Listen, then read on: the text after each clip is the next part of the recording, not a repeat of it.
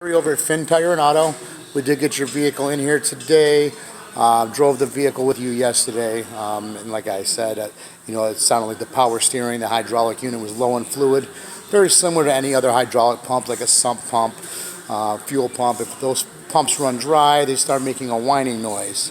We topped off the fluid. The system operates as designed. However, the fluid's coming out pretty rapidly.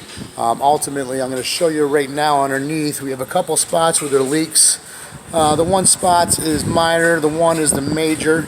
But however, the minor leak, we're going to have to address when we do the major leak, because the minor leak is from the lines themselves. The major leak is from the main steering gear assembly. Ultimately, underneath the vehicle right now, these are the bolts that hold this whole front subframe unit. This is what holds your engine and your transmission in the vehicle. And then if we go up, this unit right here, it stretches all the way across the vehicle and connects your outer tie rod end on that side, outer tie rod end on that side. This is called the main steering gear assembly. If you look up, you're seeing fluid right there. And even more so, you can see how the fluid is literally dumping and drips are formed coming out of what we call the left side bellows of the steering gear assembly. And if we get a look up in there and down the way, you can see a little bit of the moisture, but the drips are formed. Basically, this rubber boot right here is full of fluid. There's a seal inside there. Over time, that seal does fail.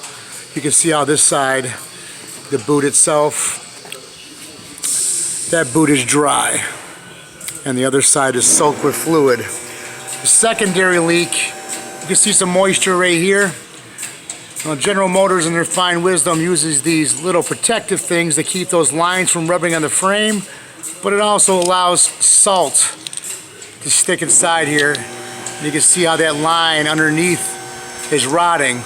Those lines connect to the steering gear. So essentially, you wouldn't pay anything extra for the labor on the lines. We would replace those while we had the steering gear out. But you can see how that gear is kind of sandwiched up in there.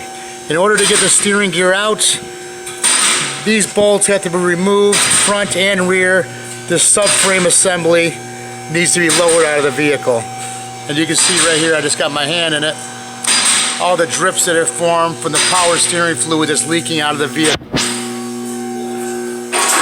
When you get done viewing the video, please give me a call, 440-439-2244. Thank you.